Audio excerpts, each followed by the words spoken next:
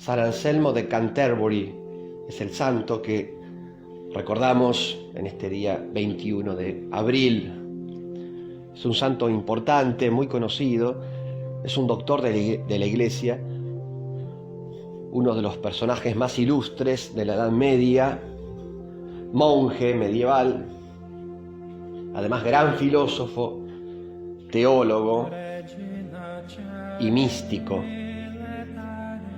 La Iglesia lo nombró doctor de la Iglesia por la ejemplaridad de su vida, por su doctrina, por su enseñanza, por lo que escribió. San Anselmo nació en el año 1033 en la ciudad de Aosta, al norte de Italia, en la región del Piemonte. Una familia noble era la suya, familia acomodada, con lo cual de niño pudo gozar de todos los privilegios, de esa buena posición económica y social que tenía la familia. Recibió una educación humanística muy buena también, San Anselmo.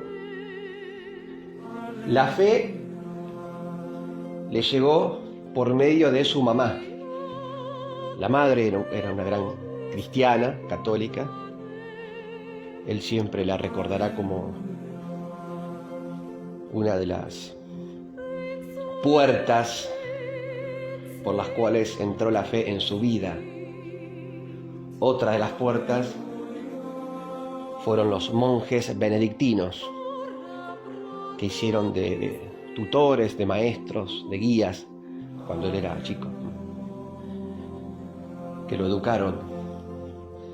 El padre, en cambio, nada que ver con la fe. Era un hombre muy mundano, amante del lujo, de las fiestas. Claro, como eran personas que estaban bien económicamente y socialmente, se podían dar lujos y participar de fiestas importantes y bueno, eso es un peligro para el alma muchas veces. El tener tanta comodidad es un peligro para el alma, porque el alma se puede acostumbrar a la buena vida o a la vida fácil o a la vida frívola. Bueno, así era el papá de San Anselmo. Cuando San Anselmo en la adolescencia le planteó que quería ser monje, dedicarse a Dios, consagrarse, el padre se opuso, rechazó esa idea, y eso lo puso muy mal a San Anselmo. De hecho, enfermó. Tan mal estaba, tan triste estaba por esa negativa del padre, que enfermó. Pero el padre, que era un hombre, se ve, de corazón duro, no cambió de parecer, de opinión, ni siquiera al ver enfermo al hijo. Luego San Anselmo se recuperó y el padre lo arrastró durante algunos años a una vida mala, a una vida igual que la suya, frívola, mundana. Así que estuvo unos 3 años más o menos viviendo así, alejado de Dios, San Anselmo, ¿no? Volcado a los placeres del mundo. De esa vida él luego se arrepentirá, como él mismo va a decir, ¿no? Pasado ese tiempo, la madre había muerto, le renació el deseo de consagrarse a Dios, le resurgió la inquietud religiosa, digamos, y se escapó de la casa, se fue de la casa del padre, porque bueno, estaba en enfrentamiento con el padre por ese motivo religioso, porque el padre no lo apoyaba en su vocación, y se dirigió a Francia. Había escuchado San Anselmo que en Francia, en una abadía de Francia, una abadía de Bec, en la región de Normandía, al norte de Francia, ahí se encontraba un abad famoso en la época, un tal Lanfranco. Y San Anselmo quiso ir a verlo, estar con él para que este hombre lo instruyera, lo formara, lo guiara espiritualmente. Y estuvo ahí, en esa abadía. Luego el abad Lanfranco murió y quien lo sucedió en el puesto de abad fue justamente San Anselmo, su discípulo. Era joven, pero igual lo eligieron como abad. Se ve que era muy capaz, muy talentoso, con cualidades espirituales y de gobierno elevadas. Por eso lo eligieron, siendo joven. La abadía de Bec, a la cual pertenecía, de la cual era abad San Anselmo, tenía bienes, tierras, propiedades en Inglaterra, en Canterbury, con lo cual se dirigió allí un tiempo y fue designado arzobispo en Canterbury. Por eso en la historia se la conoce como San Anselmo de Canterbury, ¿no? Porque ahí fue arzobispo, o sea, además de monje y abad, arzobispo. Y allí como arzobispo tuvo que lidiar con los políticos de la época, que eran los reyes de Inglaterra, sobre todo dos, uno llamado Guillermo el Rojo, y cuando murió el sucesor, Enrique I o Enrique I de Inglaterra. ¿Por qué tuvo que enfrentarse con estos reyes? Porque estos reyes se metían demasiado en la vida de la Iglesia. Querían un poco gobernar la vida interna de la Iglesia. A ver, una cosa es tener buena relación con la política,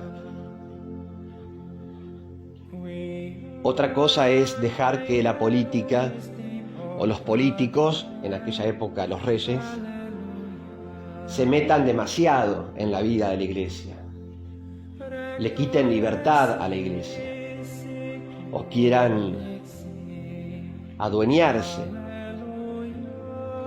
de la Iglesia o de los bienes de la Iglesia. Bueno, eso fue lo que ocurrió en esa época. Guillermo el Rojo y Enrique I o Enrique I querían, y de hecho lo hicieron, adueñarse de los bienes materiales de la Iglesia, de las propiedades, de las tierras, confiscar los bienes de la Iglesia. Algo similar a lo que pasó en Argentina en la época de Rivadavia, el presidente Rivadavia, cuando confiscó muchos bienes, propiedades a la Iglesia. Además, también intentaban meterse con una injerencia exagerada, indebida, en lo que es la designación de obispos, arzobispos. Los reyes querían ellos designar los candidatos para obispos o arzobispos. Bueno, San Anselmo se dio cuenta que estos políticos de turno, estos reyes de la época, se estaban extralimitando en su relación con la Iglesia. Estaban metiendo demasiado en la vida interna de la Iglesia. Y los frenó a los dos. Eso le costó caro, le costó un destierro, tuvo que irse, lo expulsaron.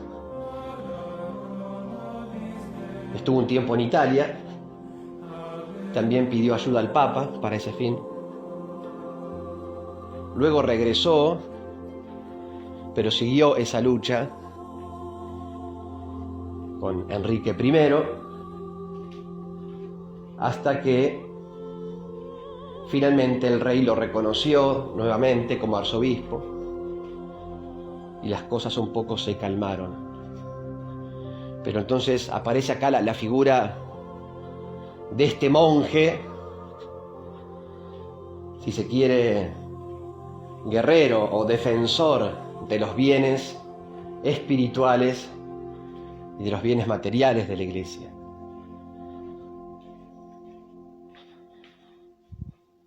San Anselmo intentó defender la libertad de la Iglesia, la libertad. O sea, la política no puede meterse en la vida interna de la Iglesia, cosa que a veces vemos en esta época también con mucha tristeza. Porque cuando eso ocurre, cuando la política se mete en la vida de la Iglesia y los políticos, la Iglesia pierde libertad.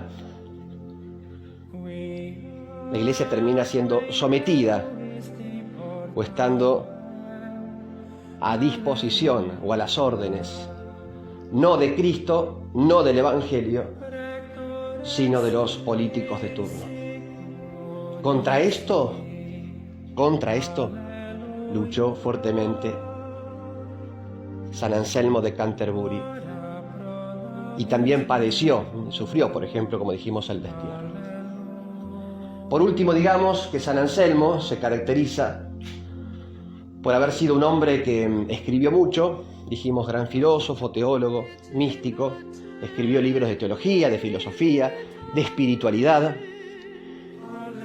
y en él se destaca aquella frase: creer para entender y entender para creer. Él decía que la fe y la razón tienen que estar juntas. Él decía que para empezar a entender las cosas hay que creer, porque la fe es luz que te ayuda a comprender, a entender la realidad. La fe es luz para la razón. Creer para entender, pero también al revés, lo contrario, entender para creer. O sea, creer para entender y entender para creer. Porque cuando uno tiene fe, el creyente también debe usar la inteligencia. Nuestra fe no es un acto ciego, nuestra fe no es un salto al vacío. Tenemos que pensarla la fe, hay que razonarla la fe, en la medida que ello sea posible, ¿no? Que se pueda pensar la fe. Entonces, fe y razón se necesitan mutuamente, se alimentan recíprocamente. Esto también lo enseñaba este gran santo. En esta época donde hay poca fe y en consecuencia mucha irracionalidad, porque falta la luz a la inteligencia para poder entender, para poder razonar. Esto se ve mucho en la actualidad. Pidamos a San Anselmo interceda por nosotros, aumente nuestra fe para de esa manera poder comprender mejor la realidad con esa luz. Les doy la bendición de Dios, que es Padre, Hijo y Espíritu Santo. Amén. San Anselmo de Canterbury ruega por nosotros.